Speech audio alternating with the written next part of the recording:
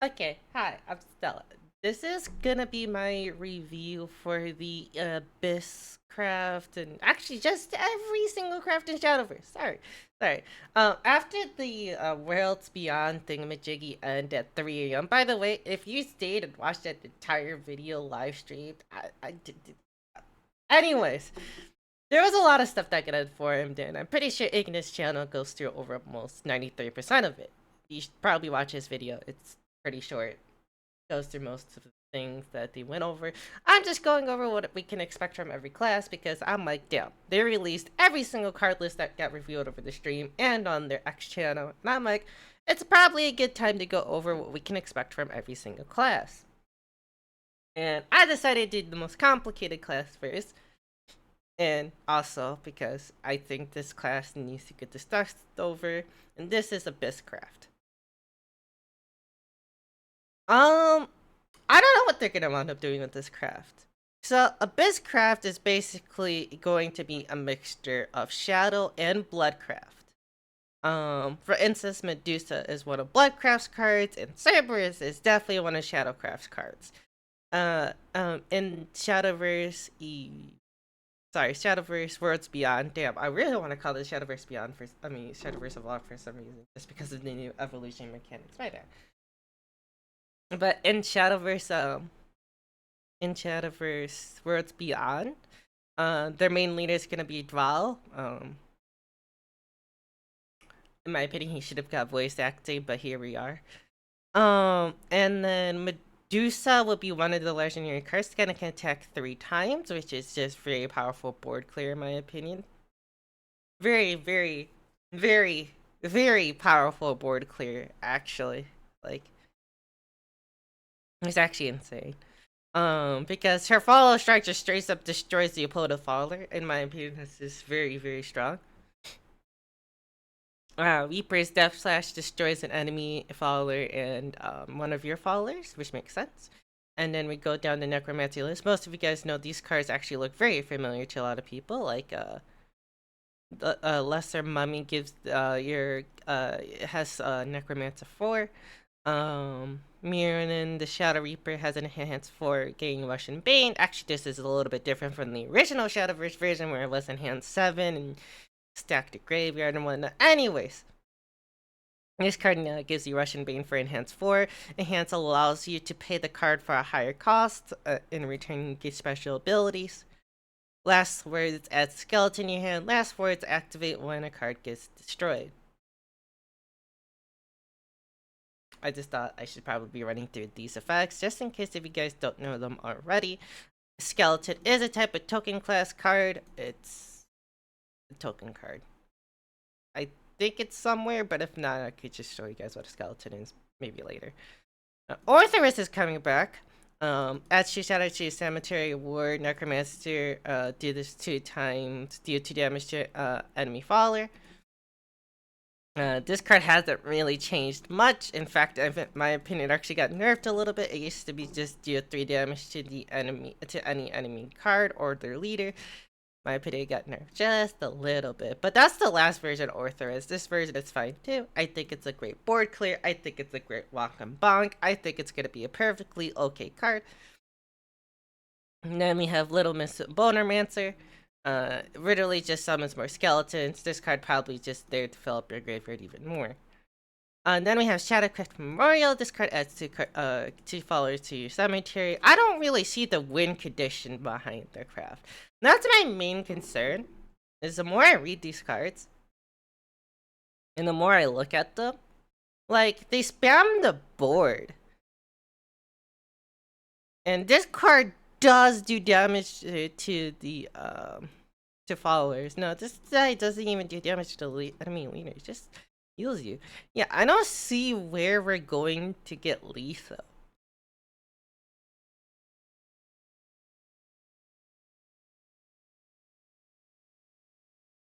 Like, alright, let's go back to looking at cards. I'm sorry. I went way too far ahead. But that's my concern with this deck, is that, like, lethal, right? Because eventually at some point in the game you need to end the game. Where do they get that? I don't know.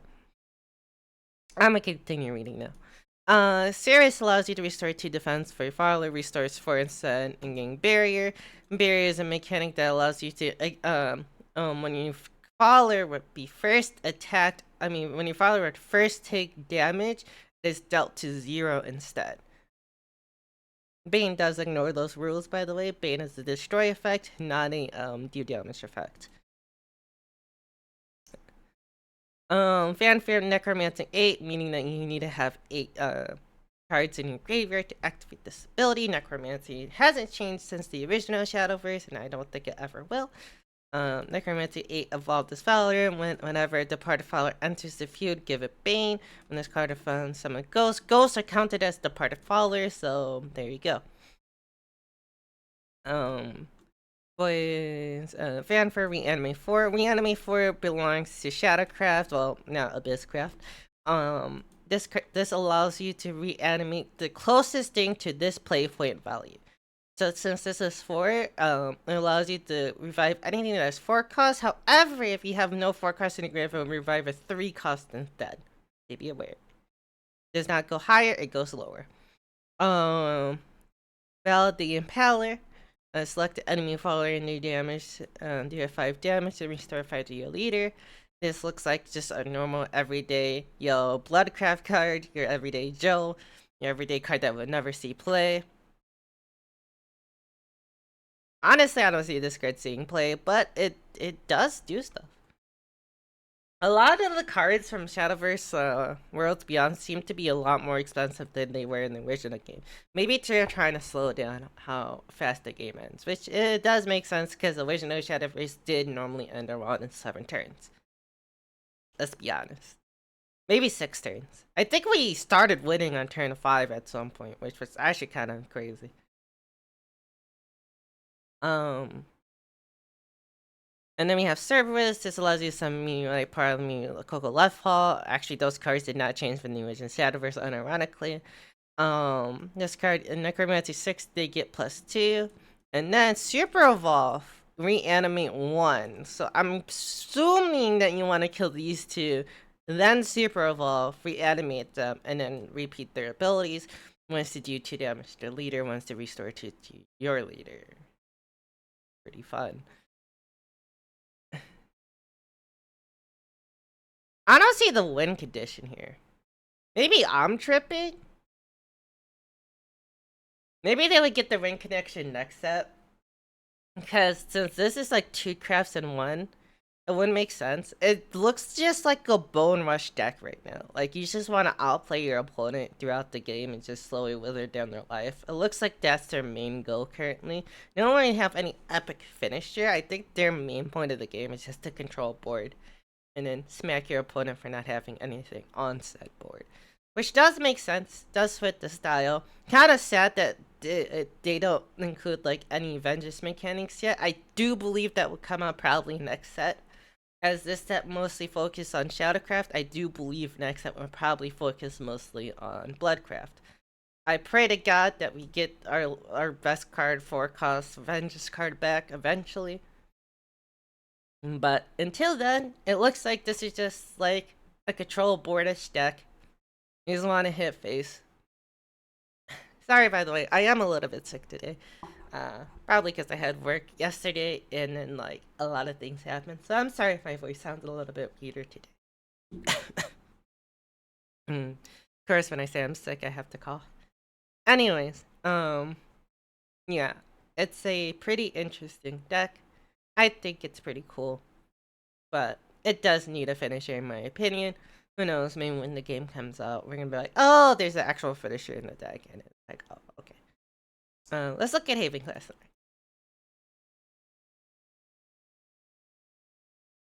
Haven Class is gonna be control-oriented class. Yeah, whatever, okay, we don't need to read this. It's just the basic Haven Class. Get up, we already get the gist.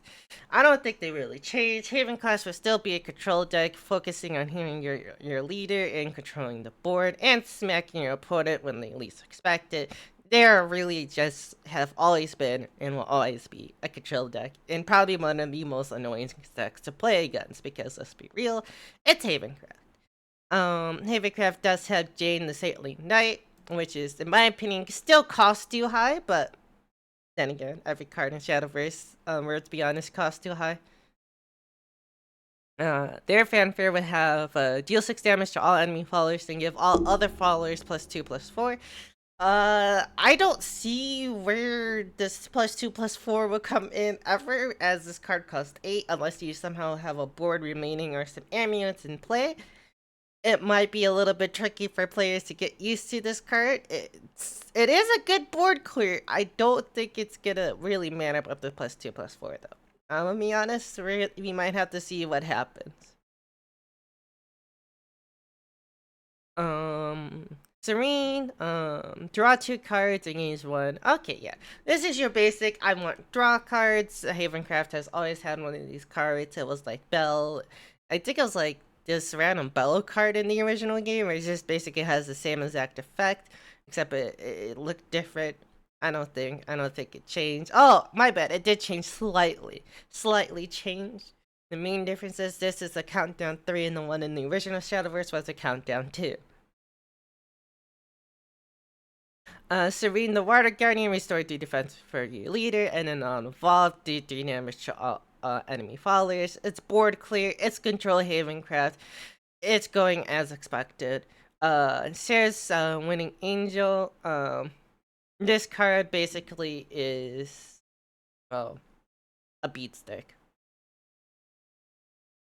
Yeah! It's a 7/6 beat stick. She used to have a cool ability in the original game, but nope. Just a 7/6 beat stick. Unfortunate, really. I miss the old version. Yes, the deck went into control pattern, just like always. It's probably gonna have heal cards in later updates. Let's just be real. It's gonna be torture fighting this deck because we all know where Havencraft goes. Alright, let's look at the Swordcraft cards get revealed. Also, I want to say this card art for this card, lady looks amazing. Swordcraft has always been an excellent, I want to win the game as early as possible, and if I don't, that's okay, because I could just beat your face in the mid-game. Swordcraft has always been a early to mid-game type of craft, and their late game kind of suffers from it. But in Worlds Beyond, they tried fixing that a little bit, so some of their cards are actually played a little later now, but that's okay with the Doom PP healers. We get to that some other time.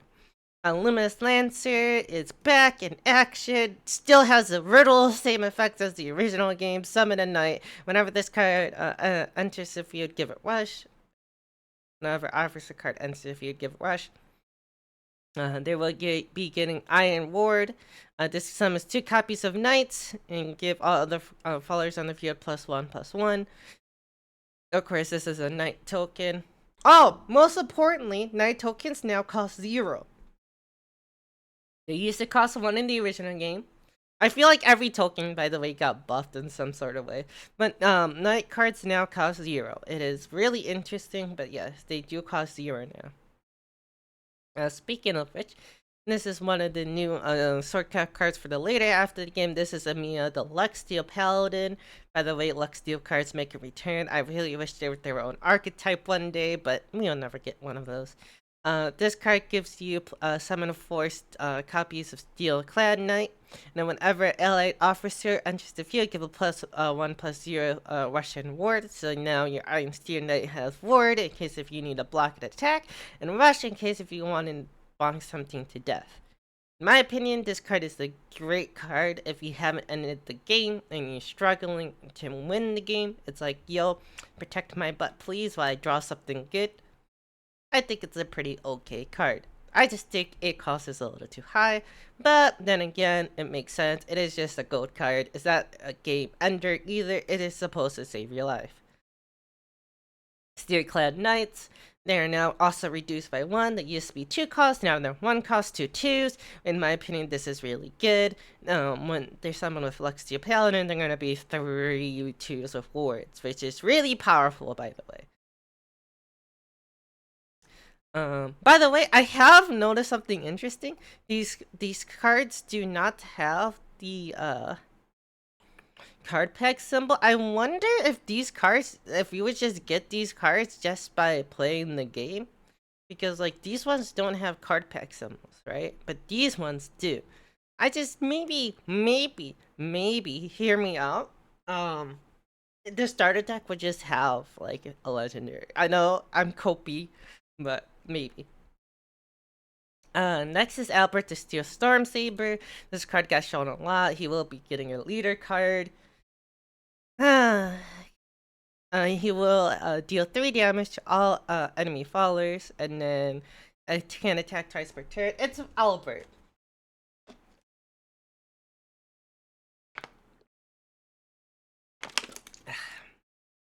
Sorry, water saves lives.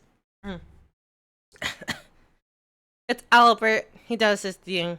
He does damage. He attacks twice. It's like all the old versions of Albert combined into one Albert, and he still retains Storm.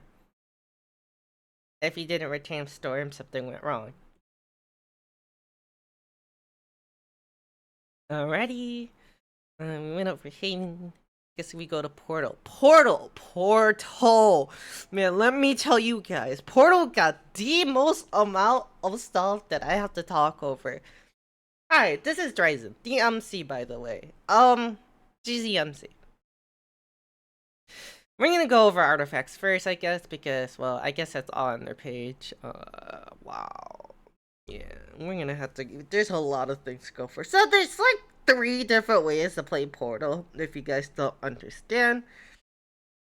The first way is just by playing regular old-fashioned Portal. These cards normally deal with Renaissance. Yeah, Renaissance. It's returning. Anyways, Renaissance basically means every other time you draw a card, you're in Renaissance. So you start off Renaissance and then turn on Renaissance and then go back off Renaissance. And every time you draw a card, you go on and off Renaissance, etc. You guys get the gist. It's Renaissance. It hasn't changed, and it probably never will. Anyways, here we go. It activates when you have an even number of cards in your deck. Ta-da! And then, they have 2 other ways of playing the game as well. They also have puppets, which we will be seeing down here from, the puppet versions of the deck. Orcus will be leading that charge. And then we have artifacts. All 3 versions of Portalcraft will be making a return to the game, which it's kind of interesting.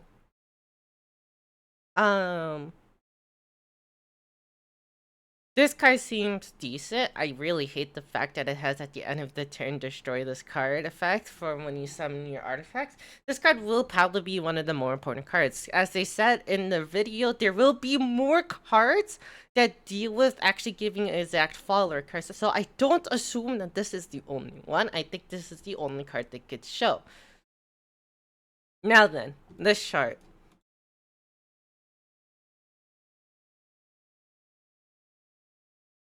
I'm gonna zoom this in for you guys. Give me one moment. Now we really have this prepared. Alright, this chart. Okay, first things first. This is confusing as all sin, so I break it down to you guys. And, well, actually, there's a whole entire video for there to be broken down. But, I'm gonna go through it anyways. Really fast. Basically, you need 2 gears. You mix these 2 gears to make 2 other things. You mix those things with gears to make other things. For this card, you need 1 gear plus the original. This card, you need 2 gears plus the original. And this card, you need, well, combine these 2 cards together, make this. This plus this makes this. Or the vice versa, that plus that makes this. Basically, you need a total of 3 plus 3 to make this. You need a total of plus 2 to make this. And you need a total plus 1 to make this. And you combine all of these together to make this amazing mecha suit masterwork artifact. Oh my god. I assume they're gonna be an alpha form too and a data form. Assuming that, knowing how they did Levantine and Shadowverse, yeah, I can already assume that there will be other versions of this card.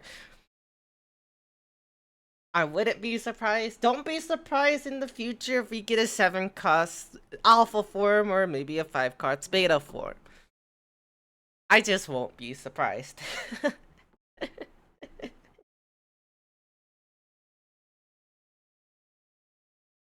Oh, my bad. Alpha, beta, and gamma makes omega. Yeah, okay, none of this. These all make omega. I wouldn't be surprised, though, if basically... What I'm trying to say is I wouldn't be surprised if there's, like, 2 more forms of the Master Artifact.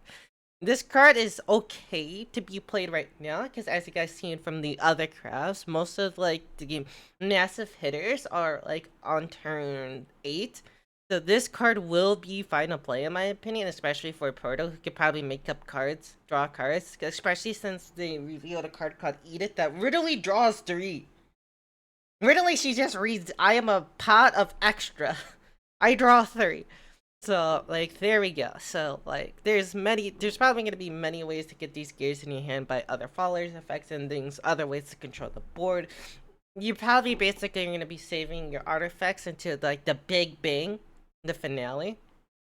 But there's probably going to be other artifact followers that help you exceed that goal. Would not be surprised if this card eventually got cost reductions. Like, if we have Master Artifact in your hand, this card does XYZ effect. Would not be surprised if those cards come into play eventually.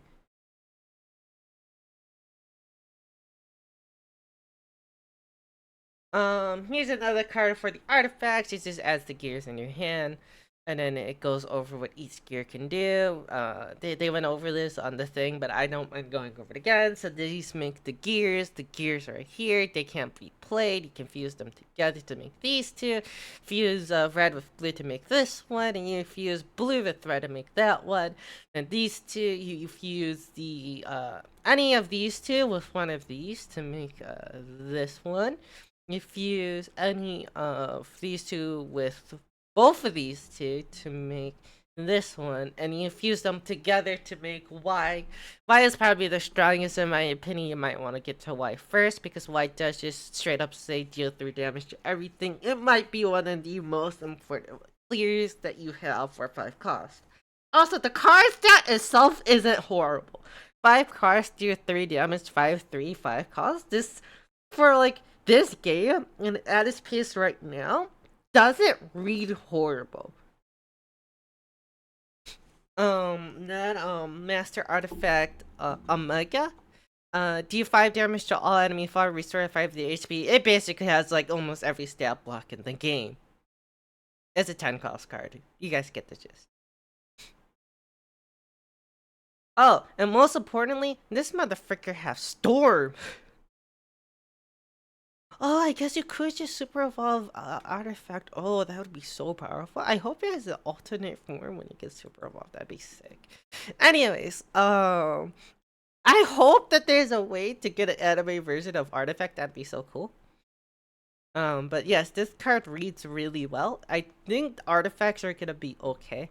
I do remember the old artifact decks. And for the people who like the original artifact, I do feel a little bit bad for you, but it does make sense that they did it this way. And original artifact was a little bit tacky.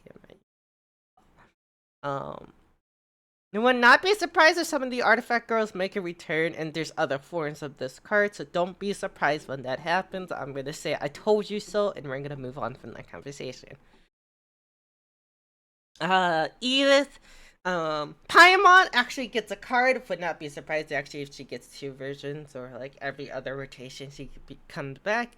Would not be surprised. This is Edie. She's gonna be one of the other mascots alongside Dryasan. Traveler, you return. Yes, Paimon is Paimon 2.0. Anyways, when she summons, she allows you to draw a card. She's literally just a what's that one Yu-Gi-Oh card that allows you to just draw a card? Anyways, sorry, it's another pot card. She allows you to draw a card, and you have 5 cards left in here. She allows you to draw another card. She's literally a draw 2. And then if you have 6 or more, though, you restore 1 instead, which in my opinion is very good, because you don't want to overdraw to begin with, and having 6 cards in your hand means you're about to overdraw. Restoring 1 makes sense here. Honestly, for a 3 cost card, this card does a lot. It literally reads, on evolve, I become Pot of Greed, and off evolve, I still allow you to draw a card. I am just a filter, and that is insane that Portercraft would just get a filter. But then again, they have to deal with this. this. They have to deal with this. So, I mean, like, because they have to deal with this, it makes sense that this here for them. Alright, let's continue reading. This is the puppet portions of their cards. As you guys know, they also have puppets. Puppets, they didn't change at all. I'm gonna be honest. Anyways, so here's the Puppet Lancer. Add enchanted puppet to your hand. Love struck puppeteer. Add a puppet to your hand. And on evolve, replicate the fanfare ability, which is adding 2 puppets to your hand if you evolve this card. Puppet Theater adds more puppets on fanfare and on a turn. It also adds puppets. Monica Grid adds another puppet to your hand. And once during each of your turn, when an ally puppetry follower enters the field, give it Bane. This card is probably going to be one of the more important parts because it just basically says, I clear board.exe. This is Puppet Shield. It summons 2 copies of the hand's puppet. These are the puppet cards. Puppets didn't change at all. Alrighty, here comes the Normacy card. So we have Mecha Calvarier. This is a Renaissance card. On evolve, it summons 2 more copies of itself. Here's Nora the Dread. This is for puppets. Adds more puppets. Here's Orchids, the amazing puppet enter card. It summons Lloyd whenever a puppeteer attacks the field. Give a Storm and Bane. Super Evolve summons 2 copies of a hand's puppet. Lamb, the creates Protector, summons 3 copies of a hand's puppets. Give all puppetry monsters word and last words. This card is ending the game. This card stalls to end the game. Yes, your end the game button is actually on your 10 cost, and your main reason to get there is on your 8 cost. This card really, as always, Portercraft probably wants to end the game on turn 10. Honestly, I don't think that has changed, really. Honestly, Portercraft is pretty good at playing the stall game, though. I will give them that much credit. Every time I play against Portercraft, they're really, really good at playing a stall game until they get to their win condition. And I'm assuming that's going to be their playstyle here. And yes, Portercraft will remain as a control deck.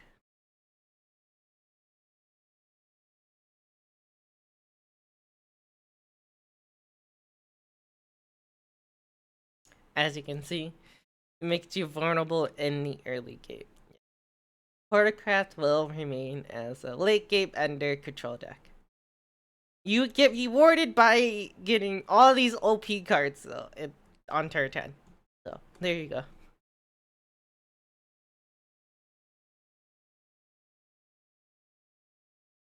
Alrighty, let's see. So that was that.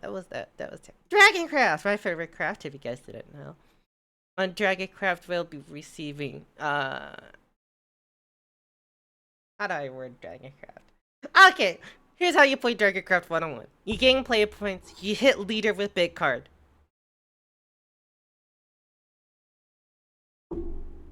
There was also discard Dragoncraft in the original game, but we haven't received those yet, so if we do get discard Dragoncraft, maybe I'll make another video. Basically, discard Dragoncraft deals with discarding cards to get into your opponent. A lot of people like that way of playing Dragoncraft. I personally didn't. I like believing in the storm ramp gods. It's a really fun way to play the game, in my opinion.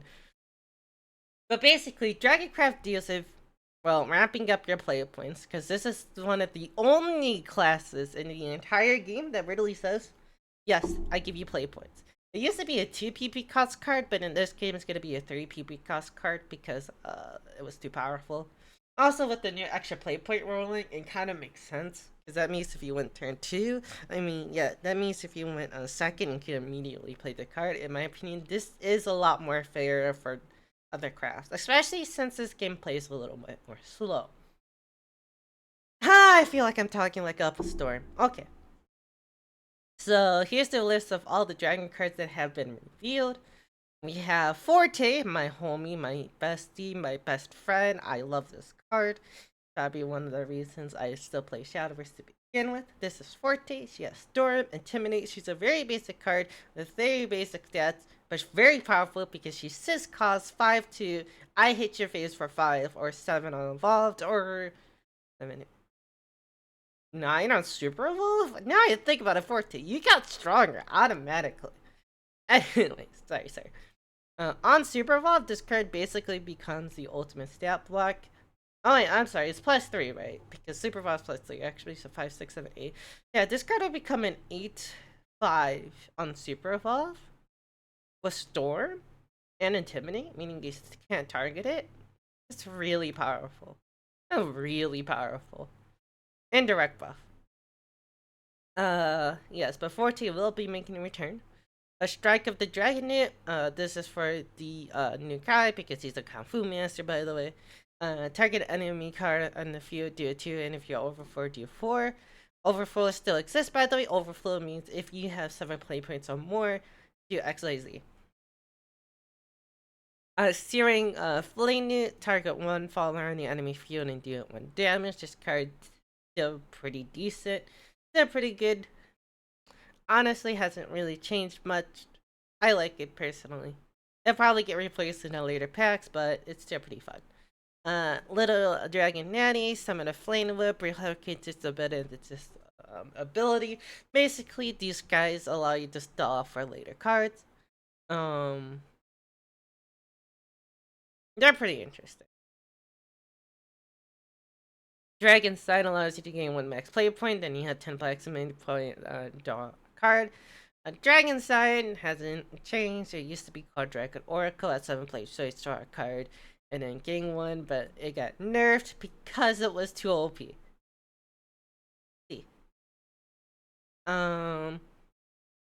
Gardening Melody, if draw 2 cards and full restore to your defense. I think this card's perfectly good. This card balances some things out, especially since when you're going to be mostly ramping. I think their draw 2 is pretty nice because you need to draw into Dragon Sign to begin with to accelerate your game plan. Fledging Dragon Slayer, the Dragon Slayers make a return, by the way. Target enemy card on the field and straight up destroy it. And that part hasn't really changed, actually. Fang, the Garment Ward. If you're involved this card, and when this card evolves, gain 1 max play point. So this allows you to have a stat block if you already are in Overflow, and this allows you to gain a play point if you aren't in Overflow. I think this is pretty good. Reads just really well. It's basically a 4 on Evolve gain 1. A Calamity Breath. We used to have something similar to this called Configuration, if you guys didn't know. Do 5 damage to all enemy followers. I think Configuration did better for a higher cost, but oh well.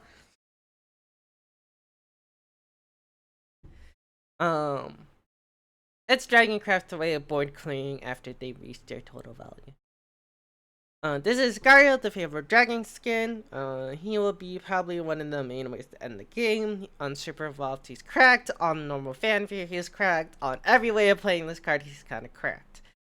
On Super Evolved, though, he does give Storm to all versions of Golden Dragons, and all copies of Silver Dragon gain Barrier. This card is very, very, very powerful. His Super Evolved is powerful. His On Summon is powerful. Honestly, if you were there when the beta was out, when he got to go to the Japanese place, forgot what it's called already. This card saw many play because it's like Dragoncraft was like probably one of the best decks there. This is Genesis Dragon Storm Reborn. I love how they say reborn. Genesis Dragon comes back. Anyway, sorry. Genesis Dragon is just the most simplest card in the game and probably the most lethalest card in the game. Literally reads, I hate face. It's absurd.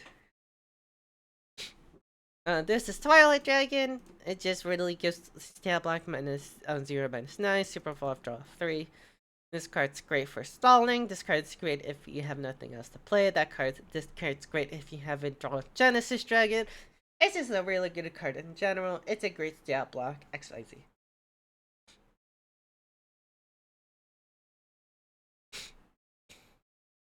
Yes, I am sick. Nope, other way.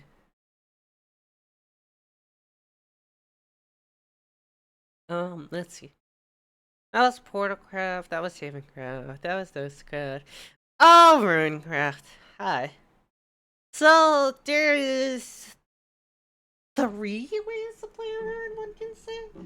Okay. The first way is archetypal. Archetypal Rune originally means um, um, Mysteria or like what's the other ones? Basically, any archetype. A lot of archetypes just fallen up in Runecraft, so they have an archetypal way of playing. I do think Anne will be coming in the second card pack, so I believe. Anyways, or maybe we just haven't seen them yet in the first card pack. But Anne should be making a return soon. Alrighty. None of that matters though. Right now, we're gonna walk through the Runecraft what we have currently, which is Spell Boost. Which is just pure Spell Boost. It's just pure Spell Boost. Yep, we're gonna start off with just pure Spell Boost. Eventually, though, Runecraft does become Dirtcraft. Dirtcraft deals with Earth Signals. I think that would probably be in set 2 now I think about it. Earth Signals basically are stacks that's on the field. They're amulets that can't be destroyed. And they give your Earth Signal follower special ability. Like, there was a card in the original Shadowverse that says blow up an Earth Signal, deal 3 damage to your enemy leader, and then draw a card. Um, Earth Signals would probably be making a return, and this was one of the other main ways of playing Runecraft. It came out in set 3, I believe, in the original Shadowverse, or was it set 2? Someone has to remind me about it. It was pretty decent. Um, so let's move on to the cards that we will get in this set. Khan will be coming out as a 7/10. It does have an enhanced 10 to destroy all Shikigami to summon Noble Shikigami. It has it's actually, this card did not change. The only thing that's different from this card from what it normally had was that instead of having its evolve effect give a card store, its super evolve effect gives a card. The new thing it is the normal Shikigami though. The normal Shikigami does allow you to combine every Shikigamis to one. And I guess the other main thing about Khan is you don't have to spell boost him anymore. He is now just a straight 7 cost card. Which is actually pretty decent to get all these things from a 7 cost because all of them have death rate spell boost cards in your hand. So this one has Word, Last Lord, spell boost the cards in your hand. This one has Last Word, spell boost the cards in your hand. This guy has spell boost the cards in your hand. This card destroys all these cards, gain the full attack total of all other Shimigamis that got destroyed like that, and has Worm and Aura. Yes. And this card will be quite powerful, or I forget what Aura means.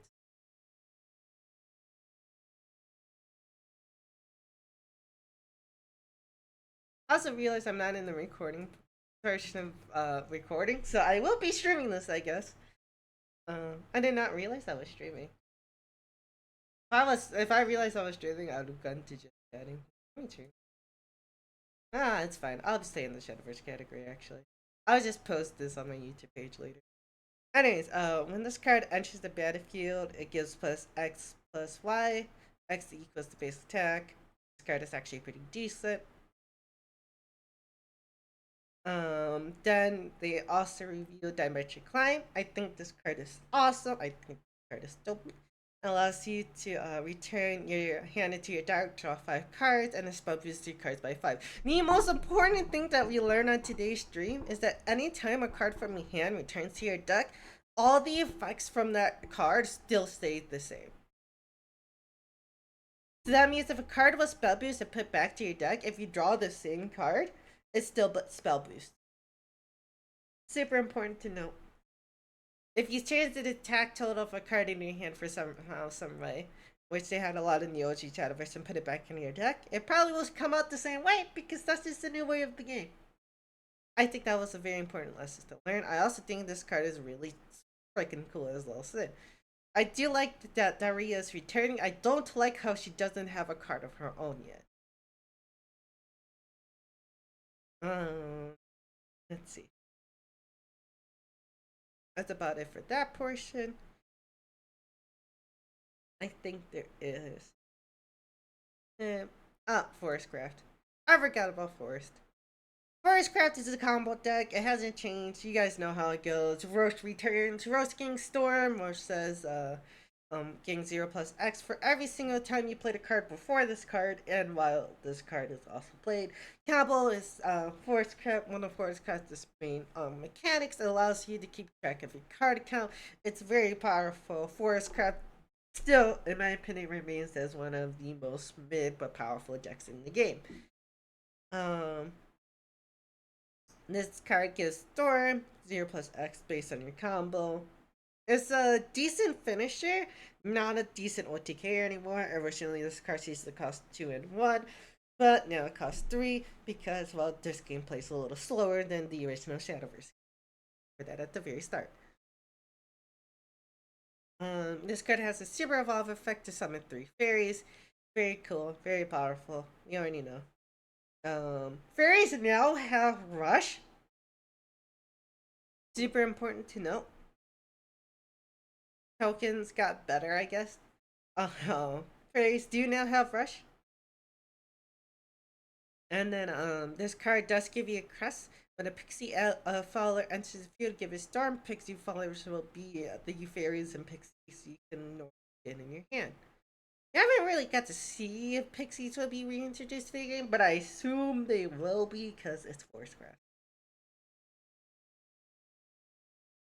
That's all for Forest Craft. They only got revealed literally 3 cards. It's a bit interesting, but that's true. And then we have neutral class cards. Hi everyone. This is Edith. She will be our mascot. Thanks for the headbats. This will be Edith, our mascot. I'm just running over the new Shadowverse stuff, by the way, and I'm probably gonna post this as a video and then probably restart my stream for Eternal Return. Sorry, I forgot to click the record button, and I clicked the stream button instead, so you guys get to come in my stream. Okay, as I were, um, Edith is a new character to introduce Shadowverse for Beyond and will be on the new player support cards. Anyways, let's look at these neutral cards. I didn't realize we got neutral cards, by the way. Rua Cyclops will be making a return. You will be replacing your deck with the Apocalypse deck with Silent Rider and all these cards. Astronaut Reckoning still hasn't really changed. Set the max leader defense to 1. Yeah, Cyclops will be making a return. It's pretty cool. Leo, the Bellringer Angel, probably one of the most important cards in Shadowverse, will be making a return with last words our card evolve, draw a card. Literally just a pot of green on legs. This card I've seen a lot in the starter decks. It just has an evolve ability that destroys a card in the field. Olivia will be making a return, except she's a lot more OP than she actually needed to be. He has a fanfare, draw 2 cards, restore 2, we should cover 2. And on a Super Evolve, you can select another ally follower and Super Evolve it. She does not give them their Super Evolved ability. Do note that she does not do that. It just Super Evolves them without giving them their abilities. Survive for Tides. This card allows you to draw 2 cards. It's Pot of Greed. Divine Thunder, destroy a random enemy follower with the highest attack, and then deal 1 damage to all enemy followers. Card's probably gonna be used in Runecraft. I don't know why it's in Runecraft. Don't ask me questions I don't know the answers to. And those are all the cards that get revealed, and all the many decks that will be in the game probably. Sorry for not clicking the record version of this, but I will be ending this stream here / this recording here. Thank you guys for coming. Click the follow and subscribe button, and see you guys next time.